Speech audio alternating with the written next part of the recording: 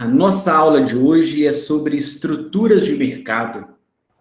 Nós vamos encerrar esse ciclo de conteúdo referente à microeconomia. Nós já estudamos a análise de demanda, análise de oferta, o equilíbrio de mercado. E nós estamos sempre falando que a microeconomia é esse ramo da ciência econômica que estuda a formação de preços. E nós vimos que a interação entre consumidores e produtores leva à determinação de preços. Consumidores querem pagar menos, produtores querem receber mais. Dessa interação, a gente vai conseguir determinar preço e quantidade de equilíbrio que vai ser praticado no mercado. Porém, nem todos os tipos de mercados existentes são organizados da mesma forma. Vai haver uma diferenciação entre alguns tipos de mercado, principalmente com relação ao grau de concentração das empresas que atuam nesse mercado. E dependendo do tipo de mercado, este processo de formação de preços vai ser diferente. É o que nós vamos ver na aula de hoje. Nós vamos estudar alguns tipos de estruturas de mercado e observar como que produtores e consumidores se comportam em cada um desses tipos de mercados. Nós vamos usar o capítulo 7 do livro Economia, Micro e Macro, do Marco Antônio Sandoval de Vasconcelos. O capítulo vai abordar os vários tipos de mercados existentes. Ele é um capítulo que vai trazer algumas formulações, algumas equações. A nossa abordagem aqui vai ser mais teórica, mais através de exemplos, para a gente entender a dinâmica de como funciona cada tipo de mercado. Que, basicamente, são essas estruturas de mercado. São as formas de organização do mercado. Cada tipo de mercado se organiza de uma maneira diferente, no sentido de determinar preço e quantidade produzidas e comercializadas, né? Basicamente, a diferença entre essas várias formas de organização vai acontecer por conta, basicamente, desses três fatores. Do número de firmas, nós vamos ter estruturas de mercados com muitas firmas, estruturas com poucas firmas. Vai haver uma diferença na forma de atuação em cada estrutura diferente. Uma outra característica que vai promover estruturas diferentes é a diferenciação do produto. Se em um tipo de mercado são comercializados produtos muito semelhantes, produtos iguais, produtos comuns, ou se são comercializados produtos com uma grande diferenciação, com aspectos diferentes, produtos diferentes, com maior possibilidade de escolha. E um terceiro aspecto que a gente deve considerar, ao comparar as estruturas de mercado, diz respeito às barreiras à entrada de novas empresas, de novas firmas. Se são estruturas mais abertas, que permitem que novos empresários participem daquele negócio, daquele setor, ou se são estruturas mais fechadas, que impedem a entrada de novos concorrentes.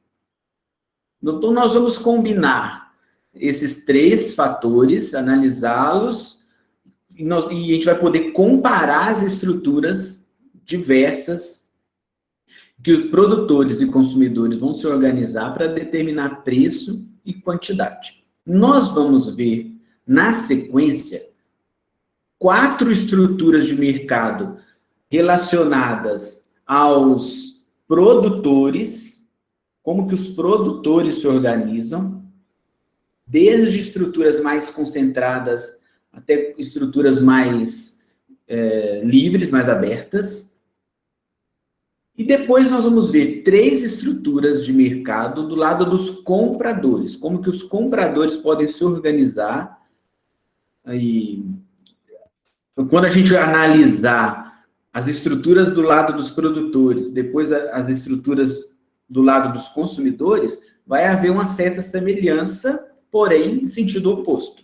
De um lado são produtores, do outro lado são compradores. No final da aula, a gente vai ver também alguma instituição no Brasil, ou a gente vai ver algumas instituições no Brasil que trabalham em prol da defesa da concorrência, gerando um ambiente de concorrência no Brasil. Vamos ver as estruturas de mercado do lado dos produtores. Primeira estrutura que eu queria falar para vocês é a concorrência perfeita. Nessa estrutura de mercado, a gente vai considerar que existem muitos compradores e muitos vendedores participando desse mercado. Cada agente individual, pelo lado dos compradores, pelo lado dos vendedores, não tem poder para determinar o preço que vai ser praticado nesse mercado. Porque são muitos agentes. Cada comprador, cada cliente, cada empresário, ele é considerado um pequeno átomo nesse universo do mercado de concorrência perfeita. Existem muitos. Há uma ampla concorrência nesse tipo de mercado. Lembrando que o que nós vamos ver aqui são modelos teóricos, todos que a gente vai ver, mas que sim, se aplicam à realidade. Só que a gente tem que lembrar que nós temos mercados muito complexos na atualidade. Então, algumas características destes modelos teóricos que nós vamos ver, podem estar mais presentes, menos presentes. Ok? E na concorrência perfeita, e eu estou dizendo isso, a questão de ser modelos teóricos, só para ficar mais claro o meu raciocínio, porque nós vamos ver as características aqui da concorrência perfeita, e talvez muitos podem falar assim, isso não existe na realidade. Talvez, de maneira exata, a gente não vai conseguir um exemplo exato de um mercado de concorrência perfeita, mas nós vamos chegar muito próximo. Isso acontece justamente porque os mercados vão se tornando muito complexos. Acaba tendo características, vez ou outra, de todas as estruturas, né? Mas vamos, feito esse parênteses aqui, né? Deixa eu voltar aqui explicando as características da concorrência perfeita. Nós vimos ali que é um mercado que tem muitos compradores e muitos vendedores. E os produtos comercializados nesse tipo de mercado são produtos homogêneos, produtos muito semelhantes entre si, praticamente iguais, onde não vai haver diferenciação de um produtor para outro. São produtos muito, muito parecidos. Deixa eu dar um exemplo, vai ficar mais claro. Quando a gente vai no supermercado, chega lá no setor de verduras ou de frutas, e a gente vai lá perto da barraquinha de laranja, a gente não consegue olhar as várias laranjas que estão ali e dizer de qual fazenda são aquelas laranjas, de qual produtor, qual foi o fazendeiro que produziu aquela laranja. A gente não olha a laranja assim e fala, isso aqui é da fazenda tal. Acontece isso? Não. A gente não vai lá e compra um pacote de café e abre o pacote de café e pelo aroma do café a gente diz de qual fazenda é, de qual região de Minas Gerais é aquele café. Porque é um produto, dentro de cada característica, de cada categoria de produtos, muito semelhante entre todos os produtores. Compreenderam? Então, por exemplo, um produtor de alface, ele não consegue diferenciar de tal forma aquele produto dos diversos outros produtores de alface espalhados pelo mundo. São produtos muito semelhantes. É isso que a gente está considerando ali de produtos homogêneos. Então, olha que a gente está construindo um cenário de um mercado com muitos produtores e muitos compradores que estão produzindo, e aí, no caso, os produtores estão produzindo um produto comum, um produto igual, sem diferenciação. Isso dá uma característica de concorrência perfeita. E mais, nesse mercado, há uma total transparência de informação. Tanto compradores quanto vendedores sabem qual que é o preço que está sendo praticado e conseguem essa informação com muita facilidade.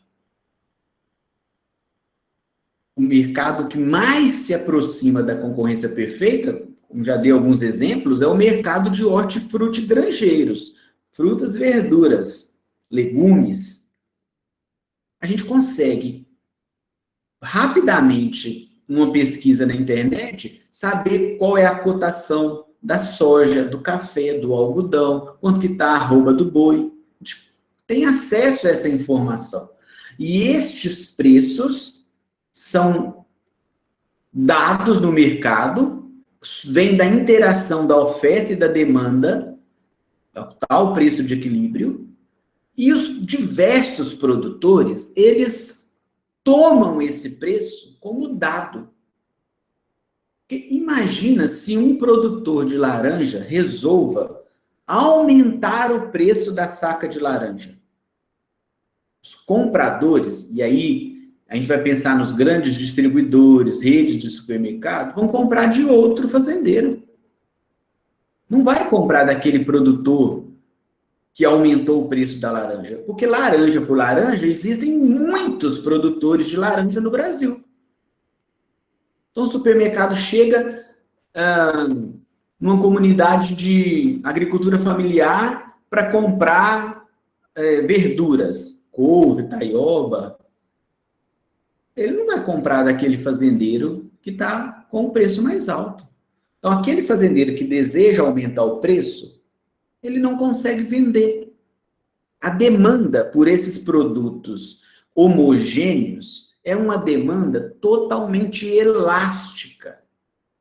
Qualquer aumento de preço vai afugentar os compradores, porque esses compradores podem comprar o mesmo produto com as mesmas características de outro fornecedor.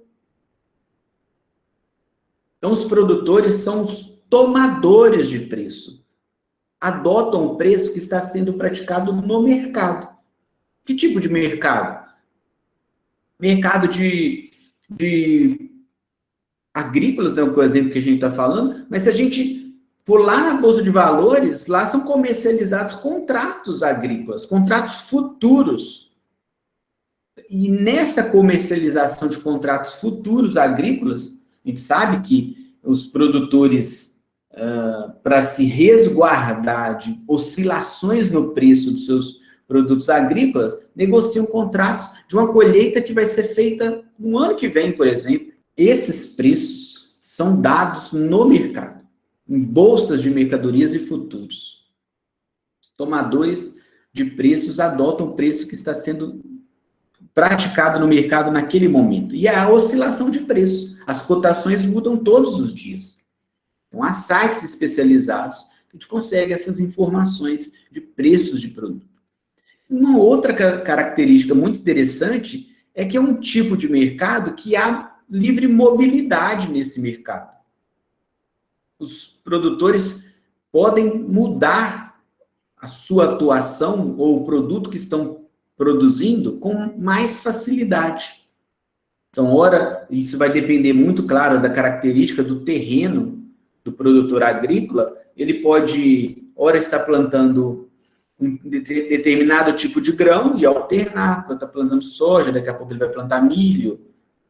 Se for produtos, verduras, ele pode plantar couve em um determinado momento, depois alterar para taioba, para mostarda, para alface. Há uma mobilidade.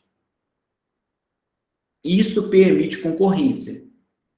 Porque uma vez que os preços são dados pelo mercado e eles oscilam, os produtores vão procurar produzir aqueles produtos que estão com preços melhores. O mercado está sinalizando um aumento de preços e eles passam a ofertar mais. No período seguinte vai cair o preço, porque teve mais oferta. E aí eles vão reduzir a produção. Então isso nunca vai ter fim. É uma dinâmica. Aumenta preço, aumenta oferta, que diminui preço, que diminui oferta. E permite a entrada de novos produtores, aumentando a concorrência, inclusive. E essa dinâmica fica mais intensa. Então, o mercado de concorrência perfeita, ele seria um melhor cenário em termos de preço para os consumidores, que poderiam poderiam comprar produtos a um preço de equilíbrio mais justo. Porém, em termos de diversidade de produtos, não é o caso, porque os produtores produzem produtos muito parecidos entre si.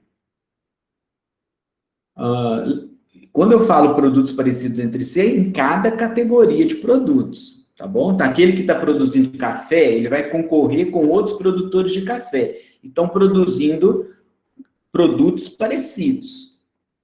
Então, quando o cliente vai comprar, ele está comprando basicamente o mesmo produto. E assim como outros produtos, outros tipos de produtos de hortifruti granjeiros, ok? Este, então, é o primeiro tipo de mercado, a primeira estrutura de mercado, que estaria num extremo, total concorrência, muitos compradores produzindo um produto comum, e esse produto tem demanda elástica, aumentou preços, consumidores vão procurar o outro fornecedor, o outro vendedor. É muito raro a gente encontrar um mercado totalmente de concorrência perfeita. Como eu disse, o que mais se aproxima é esse mercado agrícola. Mas mesmo no mercado agrícola, muitos produtores já tentam diferenciar um pouco o seu produto. Eu dei o exemplo dos produtores de alface, mas a gente já encontra nos supermercados alface orgânica. Então, tem uma diferenciação. Então, esse produto, alface orgânica, ele passa a ter um diferencial em relação a todos os outros produtores de alface. E aí, esse produtor de alface orgânica, ele consegue um preço melhor. Ele produzir alface comum, ele vai vender no preço de mercado. Um produtor sozinho não tem poder para alterar preço, porque a demanda é elástica. Por isso que as empresas buscam diferenciar seus produtos, para deixar de produzir um produto comum e conseguir um preço melhor nesse produto diferenciado. Nós vamos ver uma estrutura de mercado mais à frente que tem essa característica, a diferenciação dos produtos. Então, concorrência é um tipo de mercado mais ao extremo, total disputa entre os participantes, né, dele, e a gente vai para o outro extremo agora, o monopólio. No monopólio, como o próprio nome diz, mono é um, vai ter apenas um produtor, uma empresa, vai ter apenas uma única firma. E essa única firma vai produzir um produto para o qual não tem substituto próximo. É a empresa monopolista. Ela produz um produto que nenhuma outra empresa produz ou pode produzir. Olha uma primeira diferença lá da concorrência perfeita. Ou duas diferenças. Claro, aqui no monopólio é uma única empresa. É uma primeira diferença. Uma segunda diferença, que lá na concorrência perfeita, as empresas produziam um produto comum, homogêneo. Ou seja, tem muitos substitutos. Tem muitos substitutos. No monopólio, não tem substituto. Já vou dar alguns exemplos de monopólio, depois eu vou explorar um pouco mais esses exemplos. Na maioria das cidades, existe apenas uma única empresa de ônibus fazendo transporte coletivo. Ou seja, essa empresa de ônibus que ganha esse contrato com a prefeitura passa a ser uma empresa monopolista. Não há um produto substituto próximo ao serviço de transporte coletivo de ônibus. Não tem outros ônibus circulando na cidade. Esse é o sentido. É uma empresa que detém um poder de monopólio. Por que essas empresas não têm concorrência? Por que a empresa monopolista consegue se estabelecer sozinha no mercado?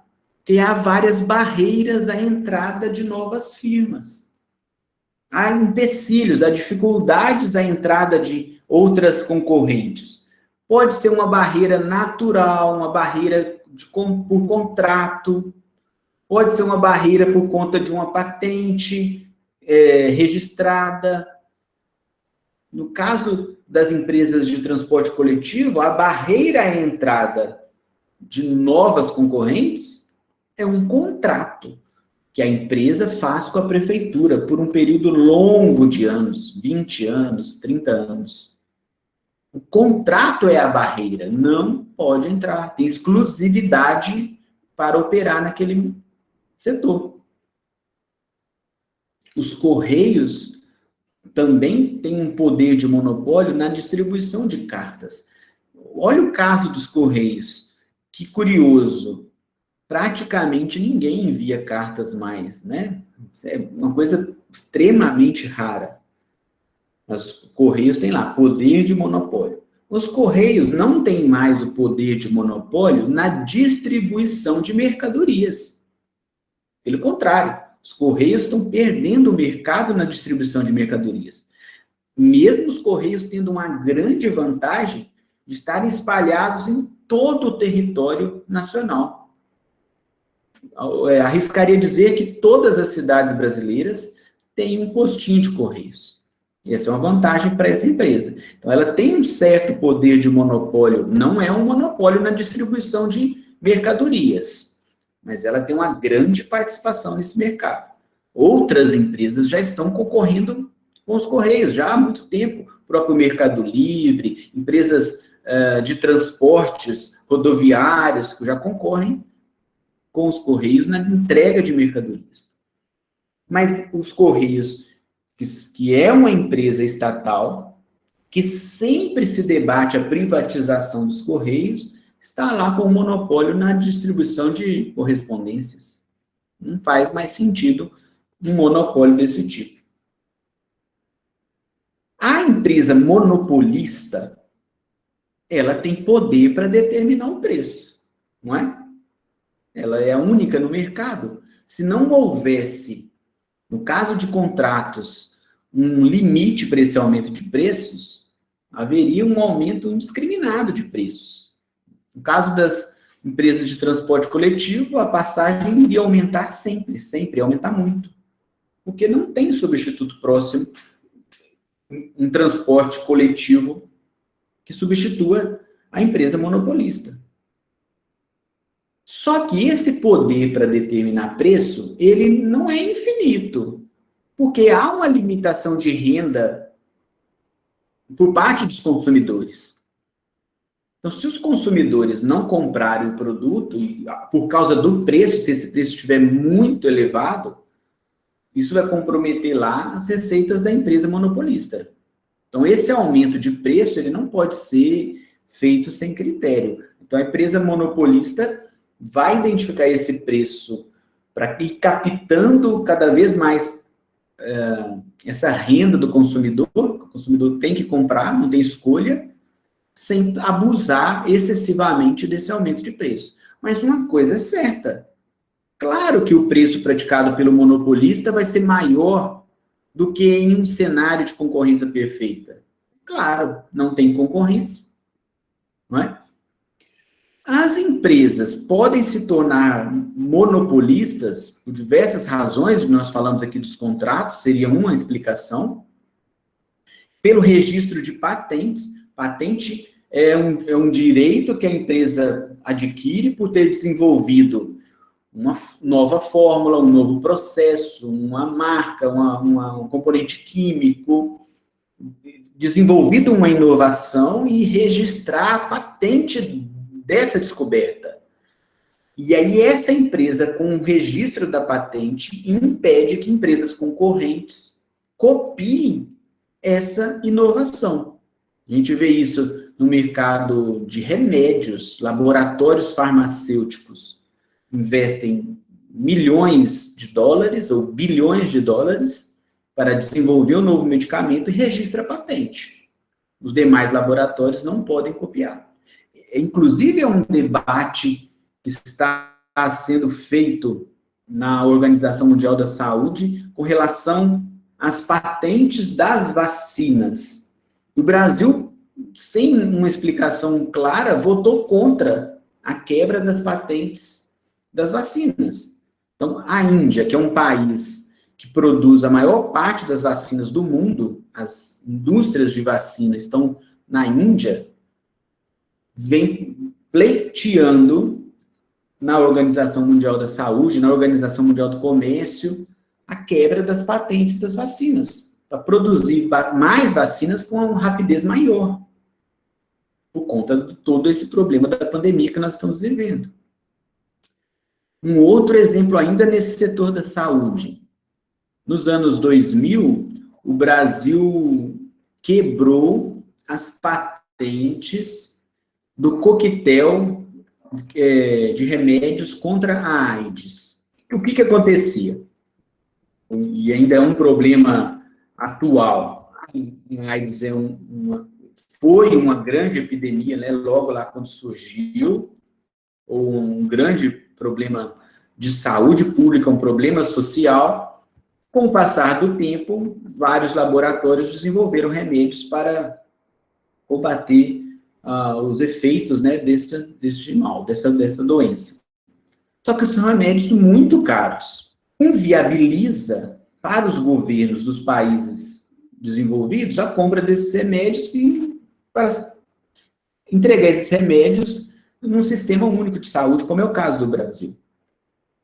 Então, o Ministério da Saúde no Brasil, na época, pleiteou isso na Organização Mundial do Comércio e da Saúde, a quebra das patentes dos remédios da AIDS, para baratear esses remédios, os governos conseguirem comprar esses remédios e entregar à população a um preço mais razoável. Certo? É a mesma coisa que aconteceu com os medicamentos genéricos, que lá no início muitas pessoas tinham receio de usar o medicamento genérico, e não era um remédio de marca, dos grandes laboratórios. Então, a possibilidade de produzir medicamentos genéricos reduz o preço, tira o poder de monopólio dos grandes laboratórios. Mas isso não é uma decisão fácil de ser tomada, porque os grandes laboratórios vivem dessa pesquisa, de desenvolver novos medicamentos. Então, por um lado, há um grande investimento na pesquisa, e esse laboratório quer o retorno depois. Do outro, há uma necessidade de saúde coletiva, um problema de saúde coletiva, e as pessoas precisam dos remédios, que são muito caros. Então, normalmente, as patentes têm um prazo de duração, um período que ela vale.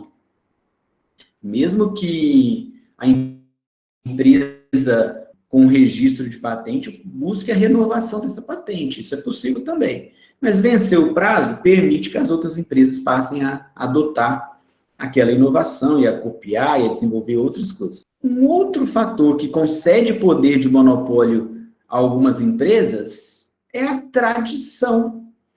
Anos e anos produzindo um determinado produto com muita qualidade, e esse produto acaba virando uma referência no mercado. Se a gente pegar um exemplo que seria quase próximo a um monopólio, mas não seria um monopólio, mas eu quero só destacar a questão da tradição. Olha a Coca-Cola. A gente sabe que existem outras tantas empresas que produzem refrigerante. Mas a Coca-Cola, ela praticamente tem um poder de monopólio, por conta da tradição. São muitos anos produzindo o mesmo produto, com uma qualidade diferenciada em relação às demais empresas. Então, ela domina o mercado. A mesma coisa, se a gente pensar em relógios suíços, por exemplo. Tem uma grande qualidade, produtos chiques, com alto valor, que são copiados ao redor do mundo, e muitos produzem produtos falsificados dos relógios suíços. Mas a tradição dos relógios suíços confere a esse produto, ou essas empresas, um poder de monopólio. Elas podem cobrar um preço mais alto, captar uma fatia do mercado, por conta da tradição. E ainda um outro fator é o que a gente vai colocar ali como monopólio natural.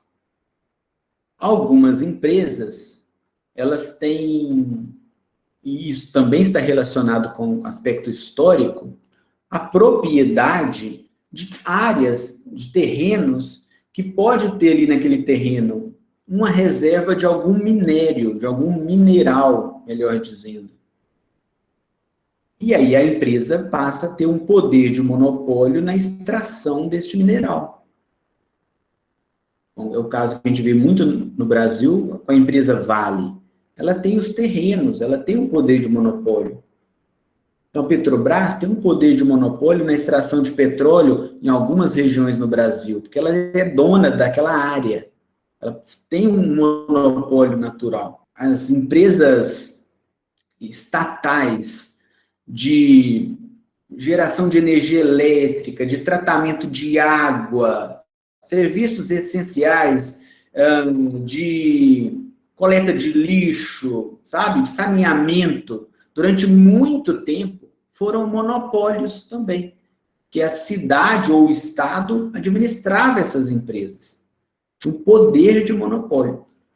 Agora, com o passar do tempo, muitas cidades e muitos estados já privatizaram esses serviços essenciais, e agora empresas privadas operam esses serviços. Mas, mesmo assim, acaba sendo um monopólio.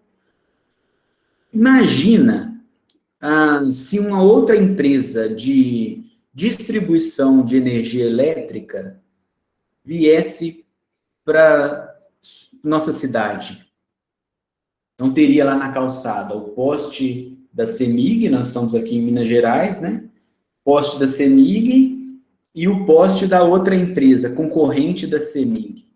E a fiação da CEMIG e a fiação da outra empresa. Aí a outra empresa iria negociar com a CEMIG o compartilhamento dos postes, não ia dar muito certo. Percebe o problema? Então, acaba que a CEMIG tem um poder natural de monopólio. Ela já está ali instalada há muitos anos, é uma empresa estatal, tem a infraestrutura já instalada, já pronta, exerce um poder de monopólio. Não tem como um consumidor chegar lá no balcão da CEMIG, agora no aplicativo da CEMIG, e falar, eu quero um desconto aqui nessa luz aqui, porque se você não reduzir esse preço, eu vou comprar do concorrente. Não tem essa possibilidade. É um monopólio. Então, o consumidor, ele tem que pagar um preço maior em serviços e produtos de setores monopolistas. Isso é ruim para o consumidor. Vamos ver agora duas estruturas intermediárias. Nós vimos dois extremos, concorrência perfeita, monopólio. Vamos ver duas estruturas intermediárias, ainda com relação aos produtores, como que os produtores se organizam no mercado. Vamos falar do oligopólio. Oligopólio significa poucas empresas, poucos produtores e vendedores dominando o mercado. Então, essas poucas empresas, elas detêm a maior parcela do mercado, a maior fatia desse mercado. Essas poucas empresas, elas produzem produtos que são substitutos próximos entre si. Não necessariamente produtos iguais. São produtos substitutos, produtos parecidos. Existem vários exemplos de empresas que participam de mercados concentrados como o oligopólio. E o Brasil é um país que tem mercados muito concentrados. A maioria dos setores no Brasil são de oligopólio. A gente pode pensar no setor bancário, é um oligopólio. A gente vai lembrar aí de 3, 4 grandes bancos.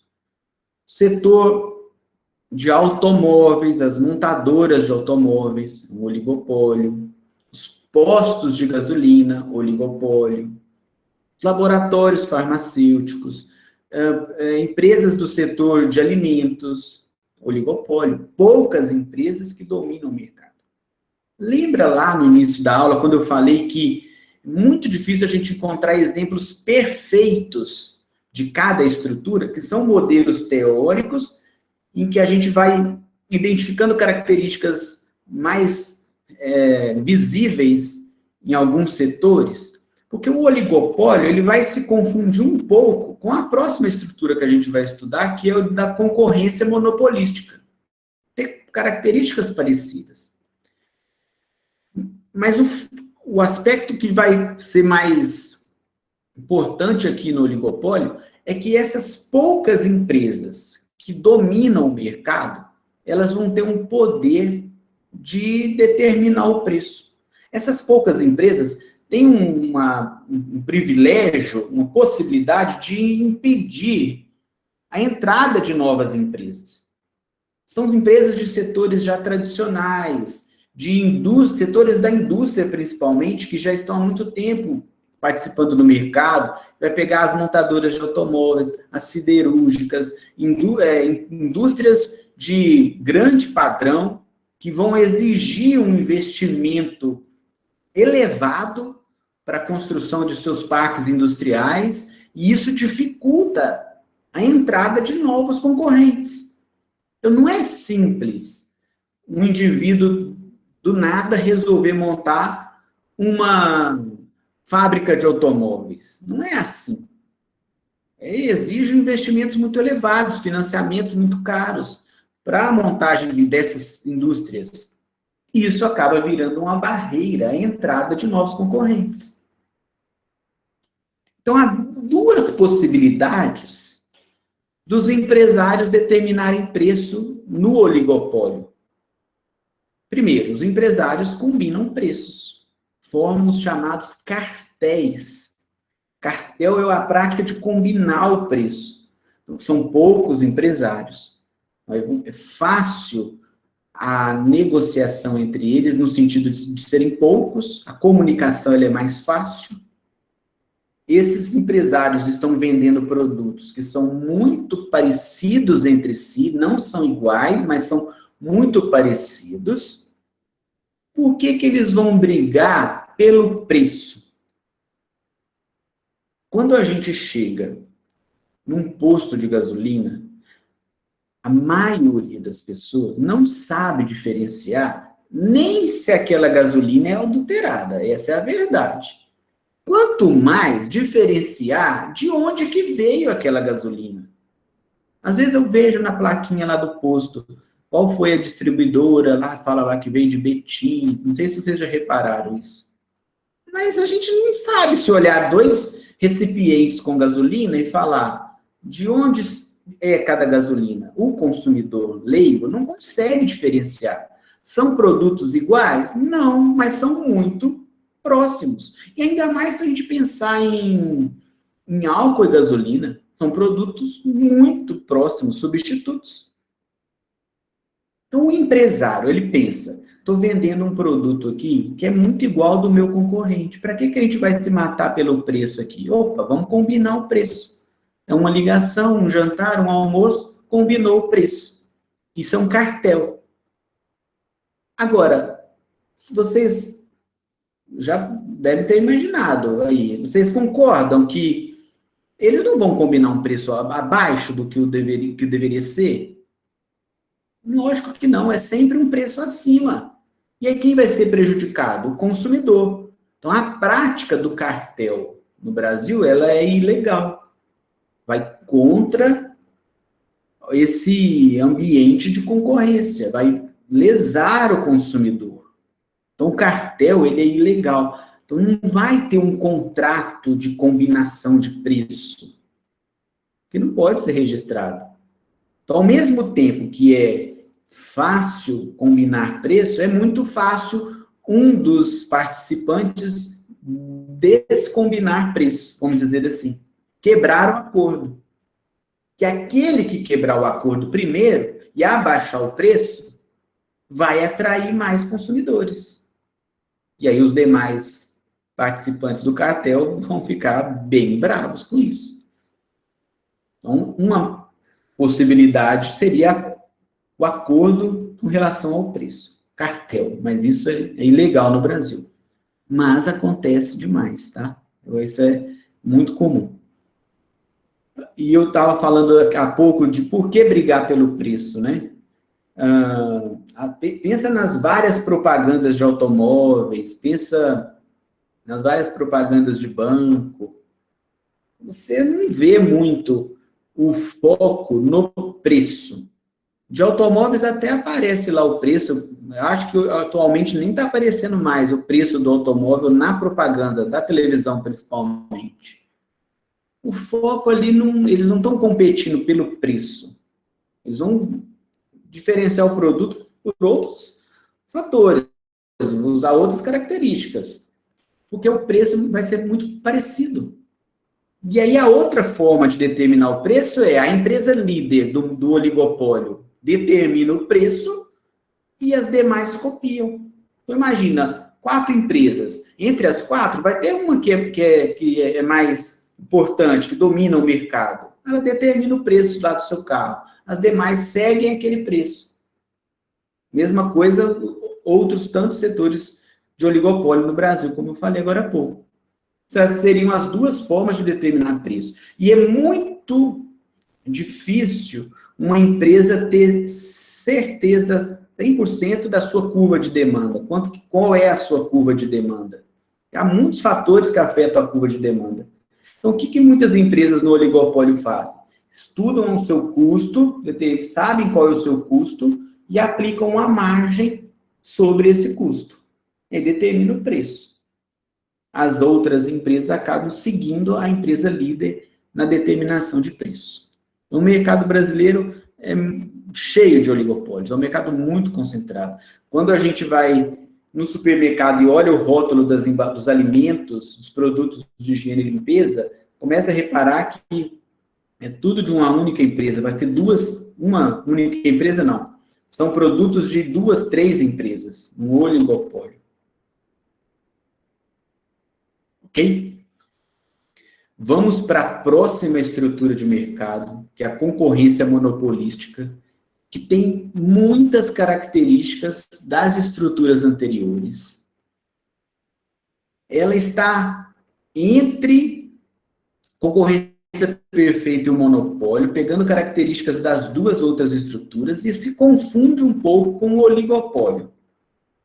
Mas talvez seja a estrutura de mercado mais comum, mais fácil da gente visualizar no nosso dia a dia. Claro, tem características das outras 3, não poderia ser diferente. A concorrência monopolística, ela é uma estrutura que apresenta uma concorrência imperfeita. Em alguns momentos, as empresas vão estar competindo entre si.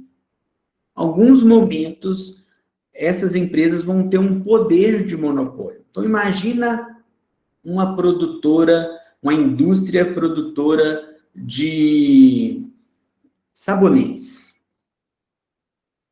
Se a gente for voltar na fórmula básica de um sabão, qualquer pessoa consegue produzir um sabão em casa. Pega uma receita caseira de sabão e faz. Porque a fórmula básica do sabão é a mesma. Agora, se uma pessoa pegar essa receita caseira e produzir uma barra de sabão caseiro e vender, quantos outros produtores de sabão caseiro vão existir no Brasil? Milhares.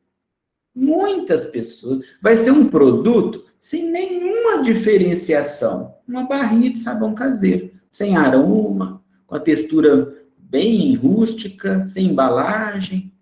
Não tem valor um produto desse? Muito baixo. Vai custar muito pouco. Então, estaria num mercado de concorrência perfeita, comercializando um produto comum.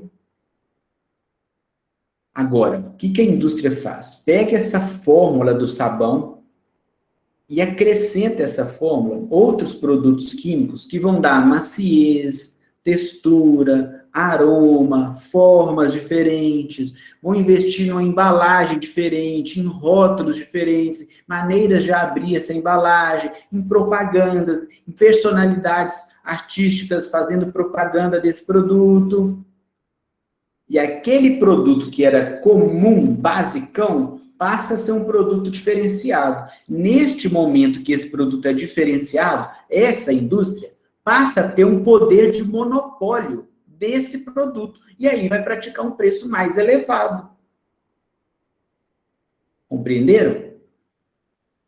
Agora pensa numa pessoa que quer juntar dinheiro para a formatura, ou quer juntar dinheiro para um casamento, e começa a fazer em casa docinhos de festa. Aí compra os ingredientes, faz um brigadeiro, faz um moranguinho, um beijinho e tal, faz ali aqueles docinhos. Coloca numa embalagem e sai para vender.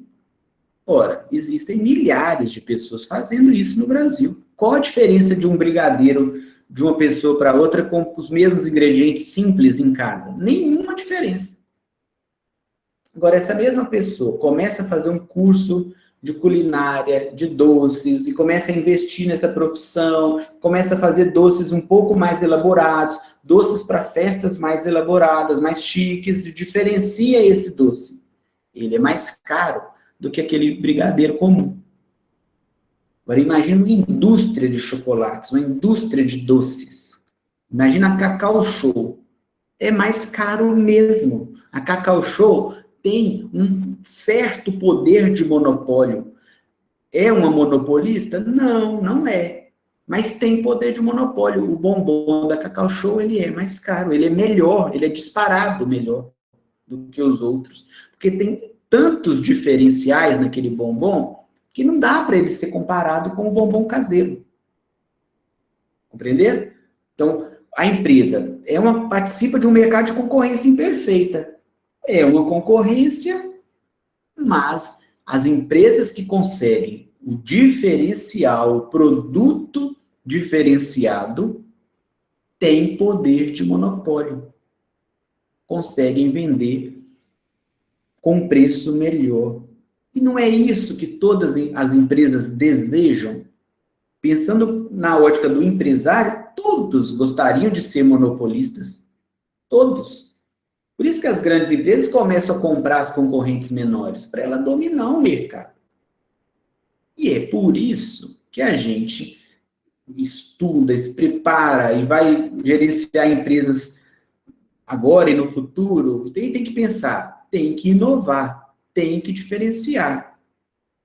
Para vender o mesmo produto que todo mundo vende, vai ter que vender por um preço baixo.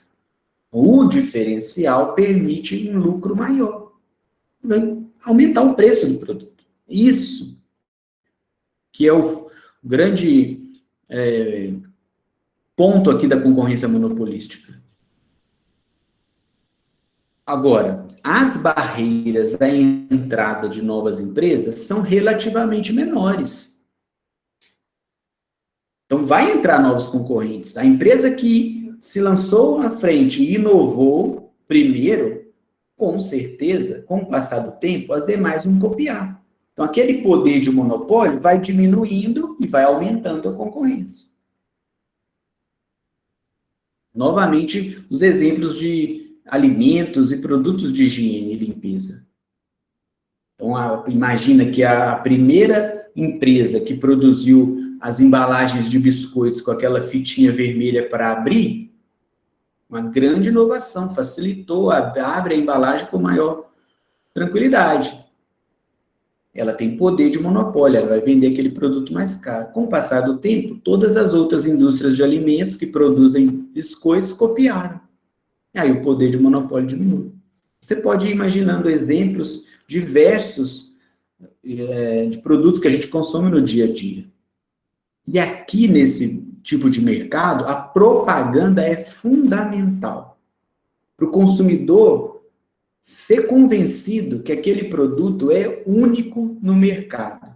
E, por isso, ele topa pagar mais caro.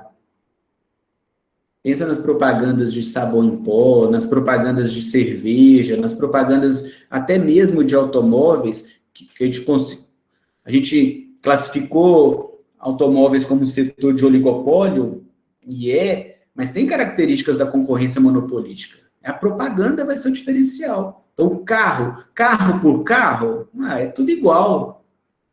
Mas e os diferenciais? O indivíduo vai na concessionária comprar um carro, o vendedor, o que eu vou falar aqui é até meio bizarro, mas o vendedor não fala para o cliente, olha, este produto tem 4 rodas, tem um chassi, tem 2 bancos na frente. Não fala isso, porque isso aí é o básico. Não tem isso, não é o diferencial. O que o vendedor vai destacar? É o painel multimídia, é os itens de segurança, é o conforto, certo? É o espaço amplo do bagageiro, diferencial. Aí o cliente paga um valor muito mais elevado do que pagaria por um carro comum, certo? Então, aspectos como aroma, gostos, embalagens, e tantos outros diferenciais que a gente poderia ficar citando aqui horas e horas, são fundamentais para dar poder de monopólio às empresas que estão nesse tipo de mercado. Qual que é a aplicação prática, então? Reforçando o que eu acabei de falar.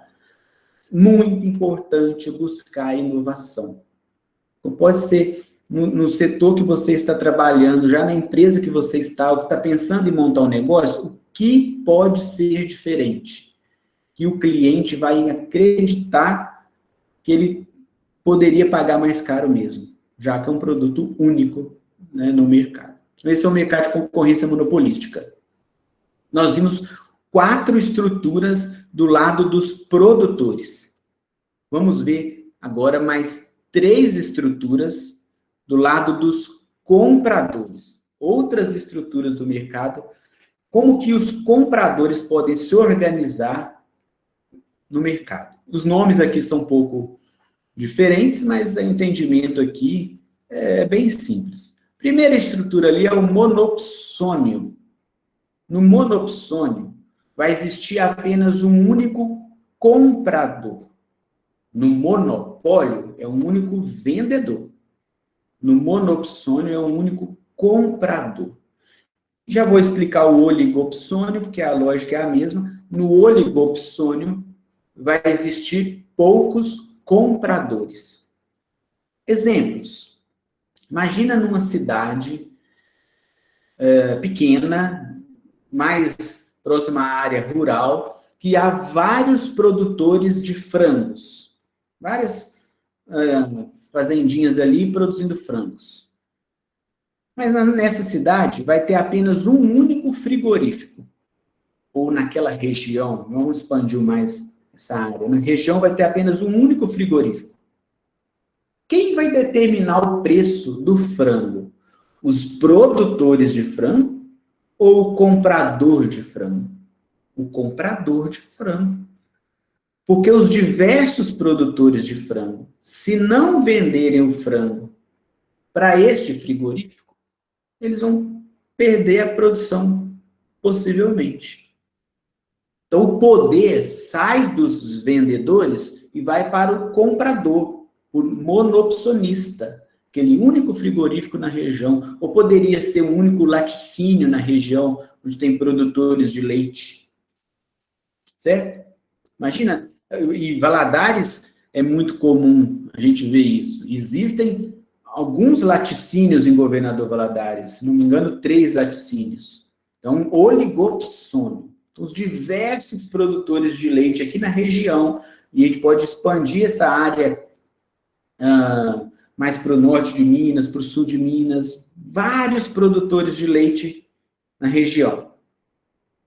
Aí eles estão lá recebendo R$ 1,90 pelo litro do leite, R$ 2,00 pelo litro do leite, e aí o produtor de leite fala assim, não vou vender a R$ 1,90. Não, R$ 1,90 é um absurdo, não vou vender meu leite a R$ 1,90, não. Como a maioria dos fazendeiros não tem lugar para estocar esse leite, uma câmara fria para guardar esse leite vai perder, vai estragar. Aí o laticínio fala assim, não, você não vai vender o leite para mim, não. Então, fica com ele aí estragando. Vai comprar do outro, tem tantos produtores de leite. Quem vai determinar o preço? O comprador ou os compradores. E aí os poucos laticínios da cidade não vão se matar pelo preço, disputando os produtores de leite. Não vão. Para que se o leite está tabelado a R$ 1,90, R$ 1,95, para que o frigorífico vai dar R$ 3,00 no litro de leite? Se tem tantos produtores de leite. Muda a história da agora, né? Quem tem poder é quem está comprando.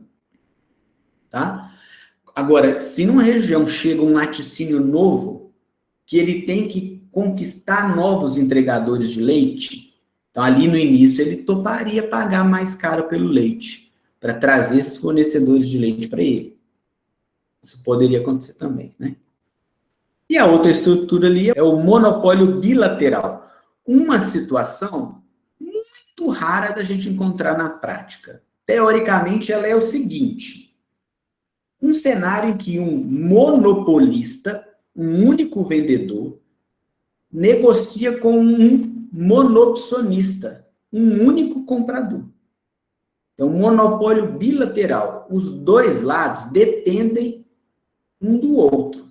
O monopolista só consegue vender para o monopsonista, que só consegue comprar do monopolista. Muitos monopolistas aí, né, e monopsonistas, pode gerar uma certa confusão.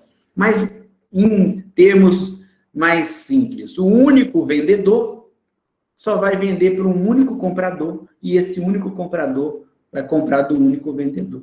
Então, é muito raro encontrar um exemplo exato, assim, que se encaixe nessa situação. Poderia pensar uma montadora de automóveis que compra peças específicas de uma fábrica de peças que só vende para essa montadora, com exclusividade. Uma empresa de software que gera um software específico para uma indústria e mantém, ou para uma empresa e mantém exclusividade. Ou ainda uma situação numa cidade menor, que tenha uma única indústria e um único sindicato de trabalhadores. Eles têm que negociar entre si, um depende do outro. Mas, como eu já disse lá no início, as relações comerciais e econômicas vão se tornando cada vez mais complexas, né? E as transações vão se misturando, que hoje em dia é muito raro encontrar um monopólio bilateral, sim, único mesmo, exato, muito raro.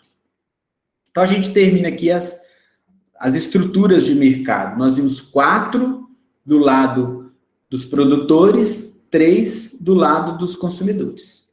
Agora, eu queria encerrar a nossa aula falando sobre Conselho Administrativo de Defesa Econômica, o CAD, que é uma autarquia do governo federal que tem a função principal gerar um clima de concorrência no país.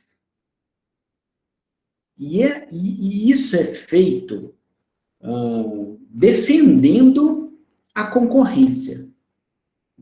Todas as ações e decisões do CAD vão ser no sentido de evitar abusos do poder econômico. Então, vai fiscalizar, vai apurar, vai investigar processos de fusões e aquisições de empresas, para evitar que essa concentração provocada por uma fusão de uma empresa, quando uma empresa se une a outra, ou o processo de aquisição, quando uma empresa compra outra, isso gere uma concentração de mercado que prejudique o consumidor.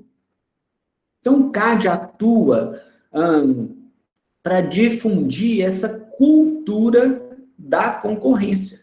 O objetivo é proteger o consumidor.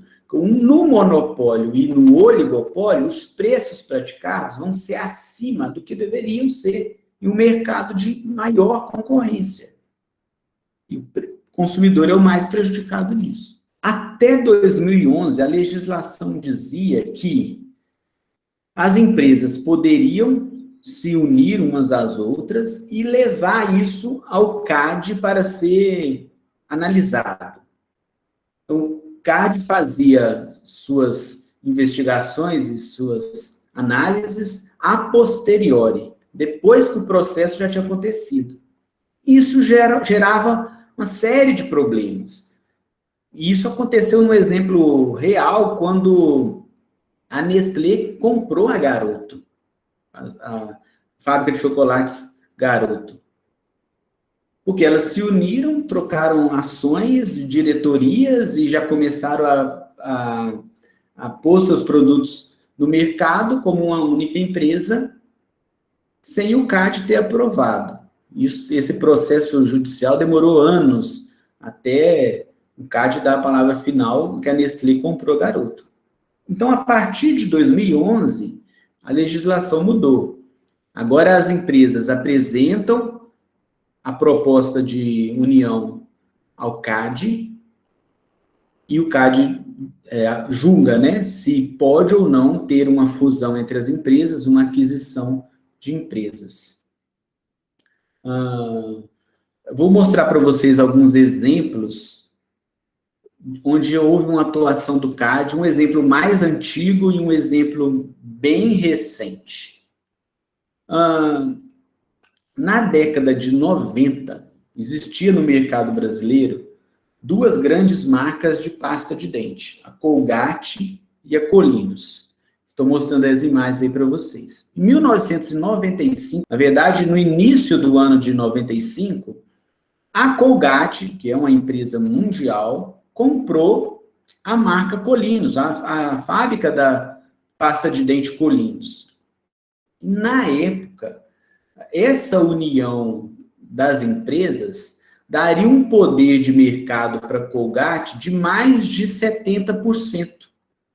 De domínio no mercado. As grandes marcas na época eram a Colgate, a Colinos e a Close-Up.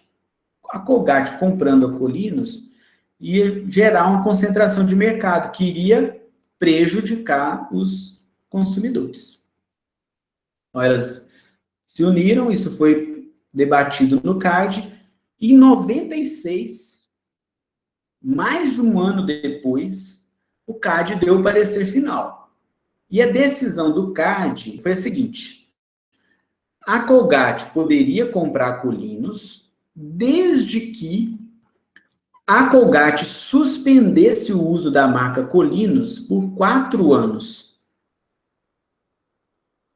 Poderia fazer isso. Outras opções que a Colgate teria. O CAD deu algumas opções para a Colgate: suspender o uso da marca Colinos ou conceder essa marca Colinos para outras empresas ou para supermercados que quisessem usar essa marca Colinos durante algum período.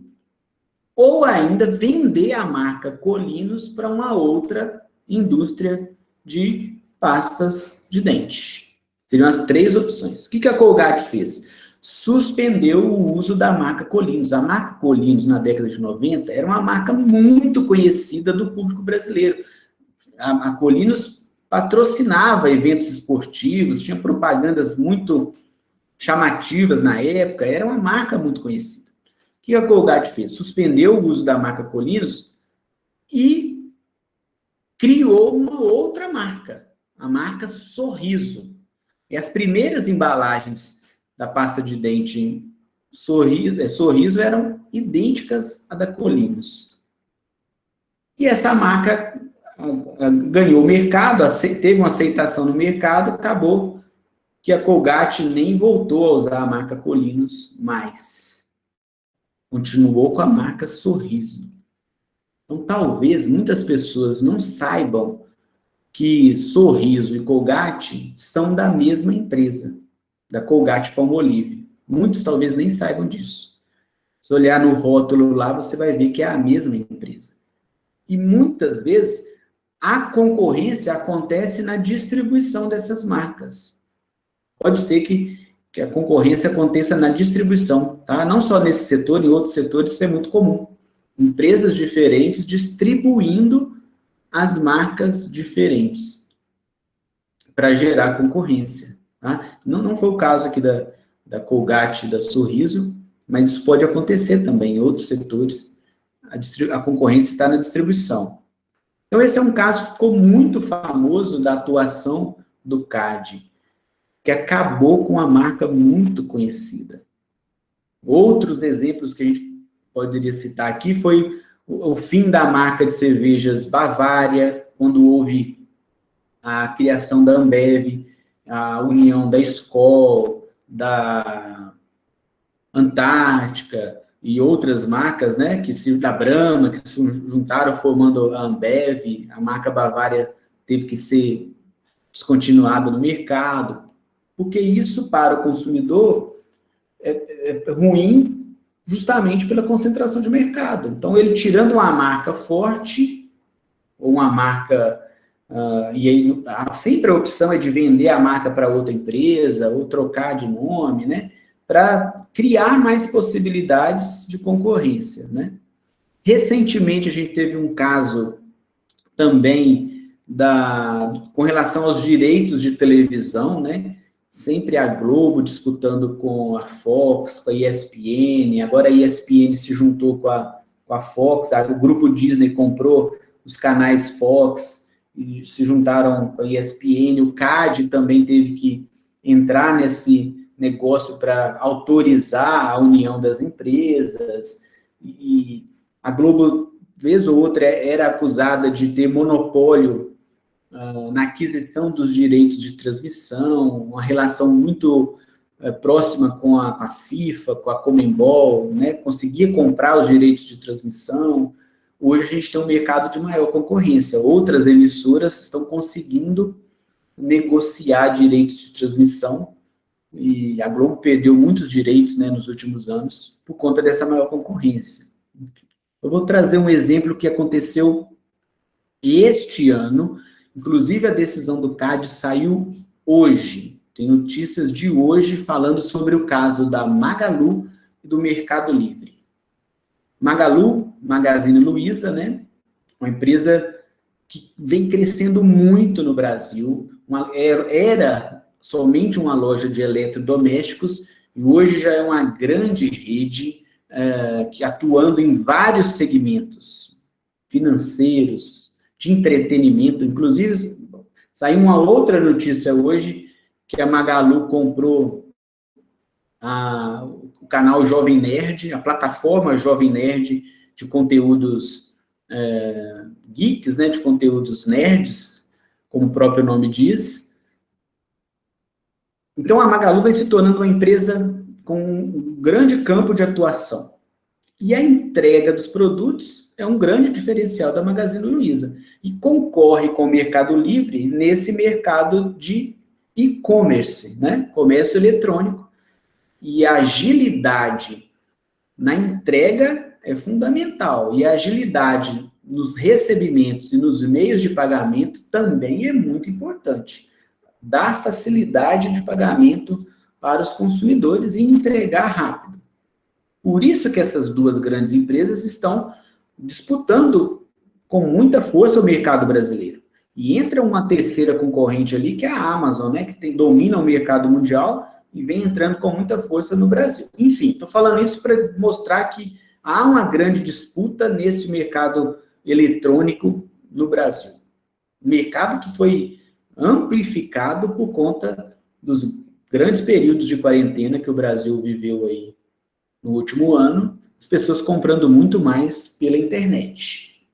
Só que, no ano passado, nesse processo de aquisições que a Magalu vem desenvolvendo, vem fazendo aí nos últimos anos, a Magazine Luiza comprou essa empresa que eu coloquei ali do lado, Hub Fintech, que ela era chamada de Hub Pagamentos até pouco tempo.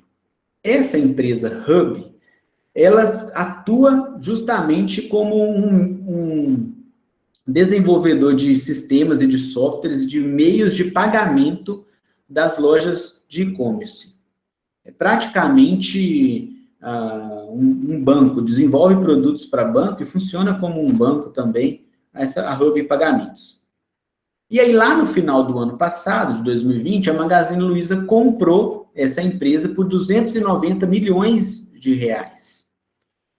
E no início desse ano, o CAD aprovou a compra da Magalu, autorizando, então, a Magalu, sim, comprar a Hub Fintech.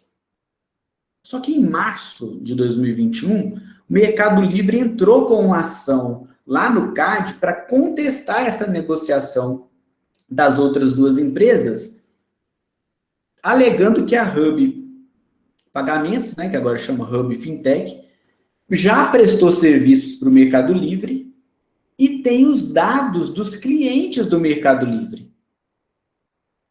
E a contestação do Mercado Livre era: a Hub Fintech vai passar os dados dos clientes do Mercado Livre para a Magalu. Essa era a queixa. E foi isso que aconteceu. O CAD suspendeu as negociações das duas empresas para poder avaliar esse cenário, essa queixa do Mercado Livre. E aí, no dia de hoje, saiu o parecer final do CAD. O CAD autorizou a compra da Hub Fintech pela Magalu. O CAD não viu prejuízos à concorrência no mercado com essa operação. Então, a queixa do Mercado Livre não foi aceita, e agora a Hub vai prestar serviços junto com a Magalu, ampliando esse mercado de pagamentos lá na Magazine Luiza, né?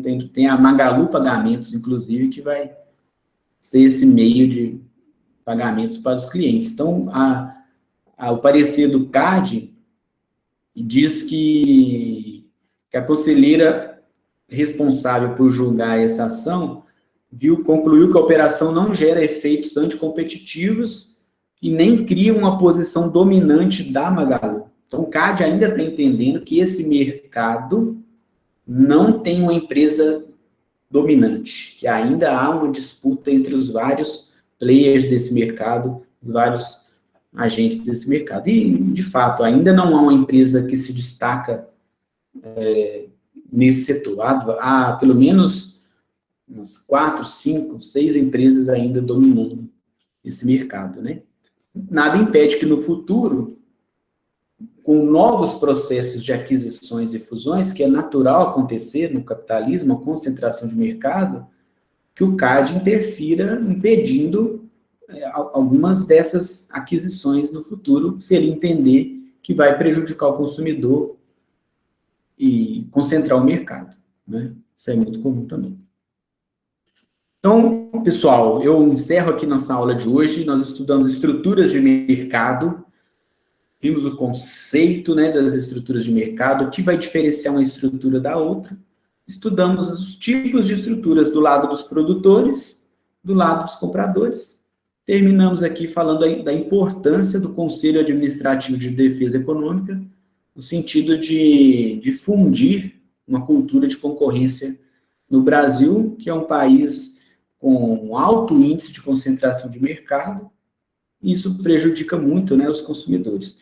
Quanto mais possibilidades de concorrência, mais possibilidades de consumo, de diversificação de produtos e de serviços, o consumidor consegue um bem-estar maior pagando um preço menor.